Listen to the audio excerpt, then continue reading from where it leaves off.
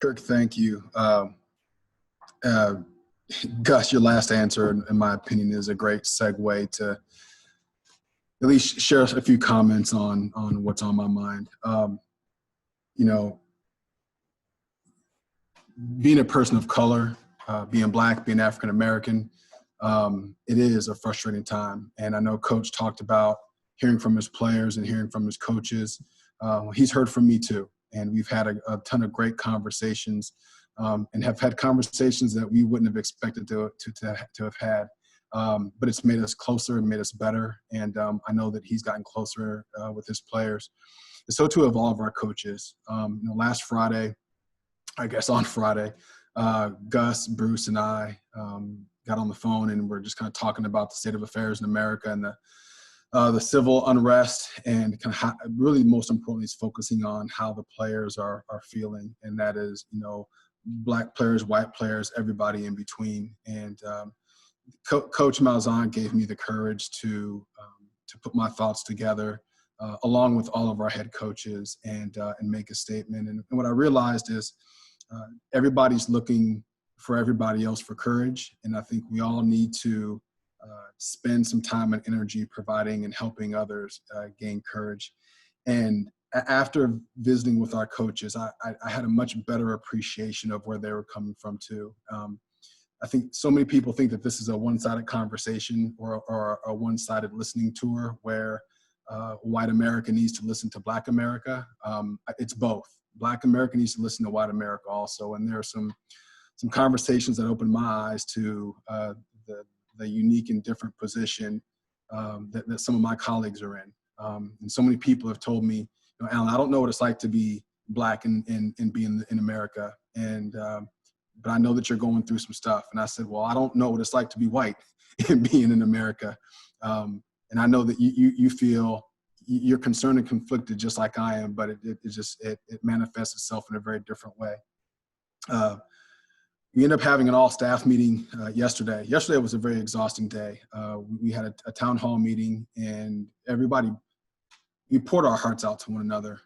I poured my heart out to our entire staff, and I'm so thankful that so many other staff members poured their hearts out in front of the entire organization. And what you start to realize is no one's alone in their thoughts and in their hurt and their pain and in their disgust.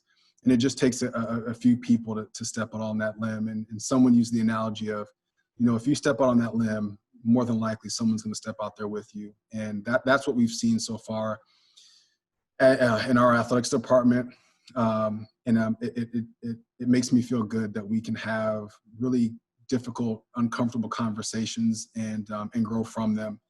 And then last night I had a conversation with some student athletes, about 90 of them or so, about an hour and a half conversation. And then they continued on for a little bit longer. And I heard a lot of the same things, a lot of frustration from some of our Black student athletes, not understanding why the world is still the way it is. And some of the frustrations from our white student athletes as well, wanting to help make a difference, wanting to learn more about people who are not like them, but not quite sure how to do it. And collectively, in my opinion, in the last 4 days, we've made a lot of progress in our athletics department. And it is as sad as it is to see some of the state of affairs that are happening and the prejudice and the racism.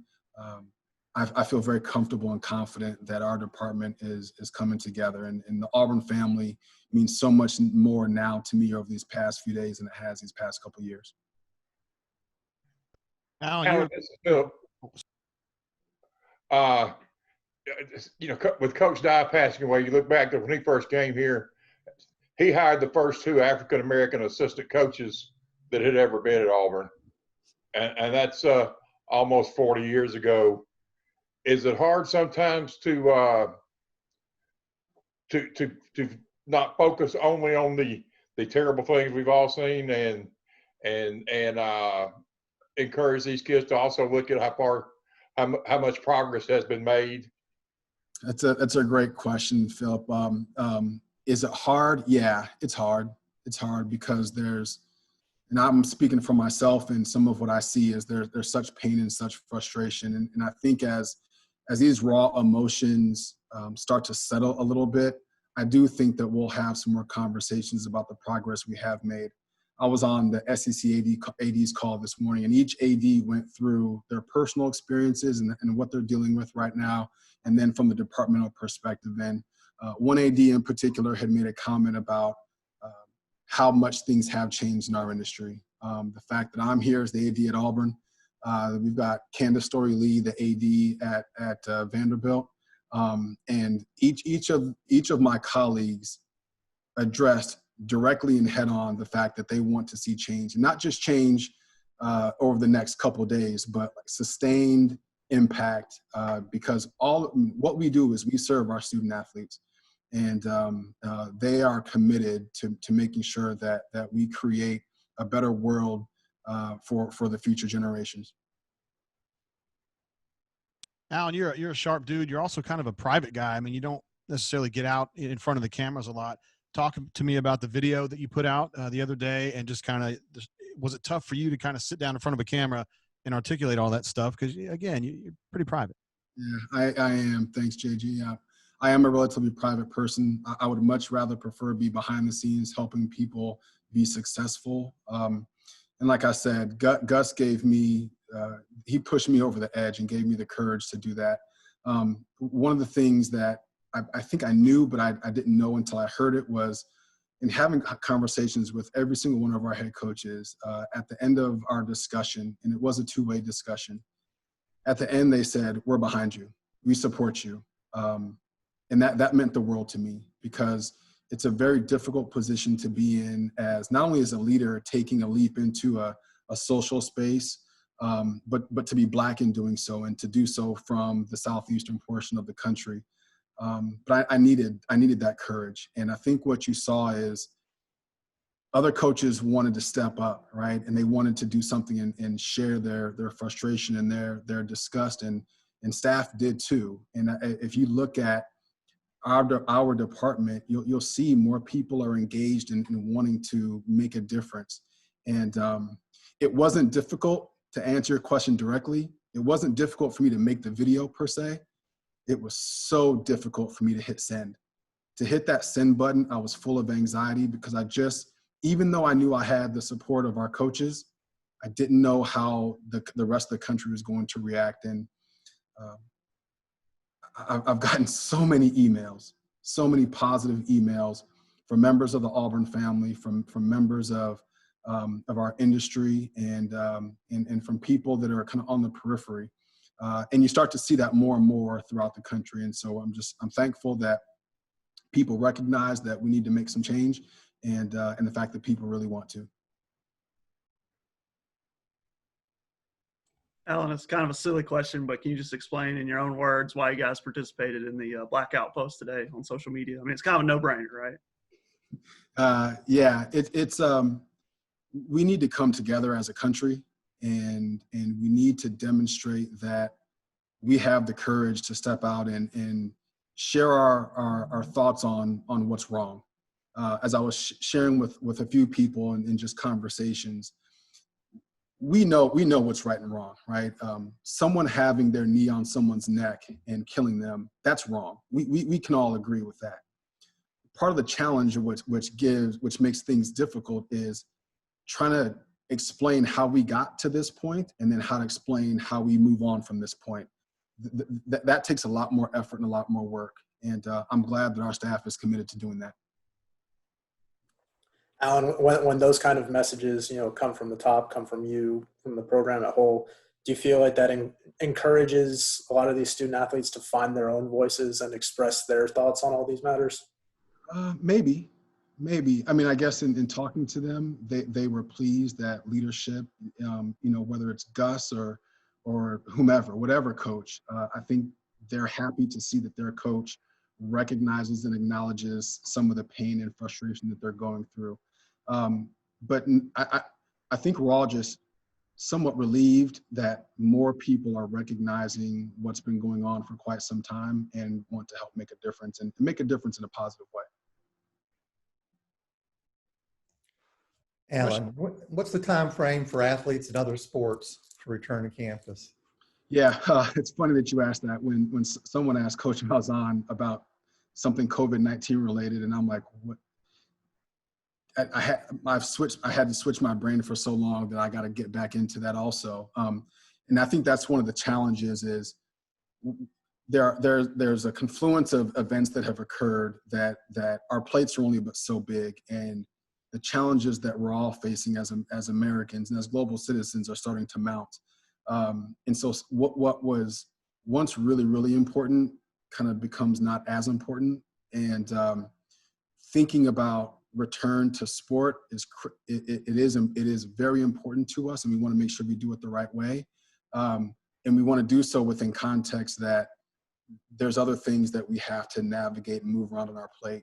To your question, a phased approach later on in June, and then in July we'll have probably the third phase of student athletes coming back. So when does basketball? You should have just asked the question directly if that's what you want to know. They're looking at coming back later this month. Allen, for you, just the plan in place, do you feel good about, because the planning that you've done to get ready to get student athletes back on campus, do you feel good about kind of the protocol and everything heading into this? One of the things that you learn about moments of crisis is you realize the talent that we have in this athletics department. And we have people who have worked incredibly hard. I know Coach mentioned Doc Goodlett, Dr. Cam, who's at the university level. So many people in our athletics department, all the members of task forces, and we still have work to do. It's not foolproof, right? It's not foolproof. This virus is it's different. But the plan that we have in place is one of the best plans I've seen. Alan, what would you say to folks, going back to the race thing, to white folks who aren't sure? Obviously, it's an uncomfortable conversation for people of every race, but for white folks who don't know the persecution and aren't sure what to ask or what to think or what to say about it, kind of what would be your statement to them? Wow, that's a great question, and that's a conversation I've had a lot over the past few days. As you can imagine, our industry, at least at the professional level, is heavily white, but I also have people outside of our industry. What I have heard from my colleagues and my friends is kind of exactly what you asked. I want to participate, but I'm scared. I'm scared that I'm going to say the wrong thing, right? I say that someone's not going to see my heart. And one staff member in particular said, "Allen, you know my heart, and I need you to be patient with me." And I said, "Absolutely." And they said, I may not say the right thing, but you know what I'm trying to get at. And I think if everyone takes the time, and this is what kind of coach was talking about, take the time to listen, take the time to get to know someone's heart. And then when someone happens to not quite say the right thing or in the right way, you still know what they mean. And you don't take offense to it, but you actually talk through the situation. Allen, I want to ask you about this fall. Do y'all have plans to have fans in the stand right now? What's sort of your feeling on Jordan-Hare Stadium? Yeah, I mean, I think, and this goes back to several weeks ago, is number one, it's too early to tell what the end game is going to be, but we are planning to have the fall seasons, whether it's football or cross country or volleyball or soccer. We plan on doing those as normally scheduled, the way that we want to do it. I think it's naive to think that there won't be some tweaks and twists to that. But we don't know what those are, but we're contingency planning just in case we have to use it. And I asked you this, I guess, a couple months ago, but the football link facility, is that still full go? And have you chosen a location for it? I don't even remember a couple months ago. Yeah, we are still working on the football project. It's a very important project for us, and we're still working our way through. Kirk, before we jump off, guys, I just want to say thank you. There's a lady on the call, Jana, thank you as well. Y'all, appreciate y'all covering us. I know as reporters, and JG, you kind of got there. It's some of the conversations that we're having around race is really uncomfortable. But I think that in my experience so far, people are relieved to be able to have the conversation. And whether online or offline, I hope that we can continue to have a conversation and learn from one another.